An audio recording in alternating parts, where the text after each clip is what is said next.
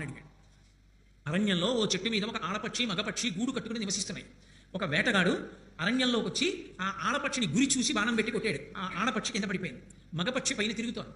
ఈ ఆడపక్షి శరీరంలోంచి బాణం పైకి తీసేసి దాని రెక్కలు పీకేసి అక్కడే తాటాకులు మంట వేసి బాణానికి గుచ్చి దాన్ని కాల్చుకుని తినేసి వెళ్ళిపోయాడు. చూసింది మగపక్షి, ఏడిచింది. కొంతకాలం అయింది, మళ్ళీ వచ్చాడు అడవిలోకి. హోర్న వాన, చీకటి పడిపోయాడు. ఎక్కడికి వెళ్ళలేకపోయాడు. ఆకలి సలికి తట్టుకోలేకపోయాడు. ఏ చెట్టు మీద తను ఆడపక్షిని చంపాడో మగపక్షి ఒక్కటే ఉండిపోయిందో చెట్టు కిందకు వచ్చి పడిపోయాడు. మగపక్షి చూసింది, నేను ఉన్న చెట్టు కిందకు వచ్చి పడిపోయాడు కాబట్టి నేను ఉన్న ఇంటి ముందుకు వచ్చి పడిపోయినట్టు. అతిథిని రక్షించినప్పుడు నా గృహస్థాశ్రమం ఎందుకు ఉంది? ఎక్కడికి వెళ్ళిందో వెళ్ళింది. కొద్దిగా అగ్నిహోత్రం తెచ్చి ఎండు చితుకులు తెచ్చి మంట వేసింది. ఆ వేడికి లేచాడు. తెప్పరిల్లి ఒళ్ళు కాచుకున్నాడు. ఆకలితో నకనకలాడిపోతున్నాడు. ఇంటికి వచ్చిన అతిథిని ఆదరించని నా బ్రతుకెందుకని చిన్న పక్షి గాలివానలో వెళ్ళి ఏమీ తేలేక తానే అగ్నిహోత్రంలో పడి చచ్చిపోయింది.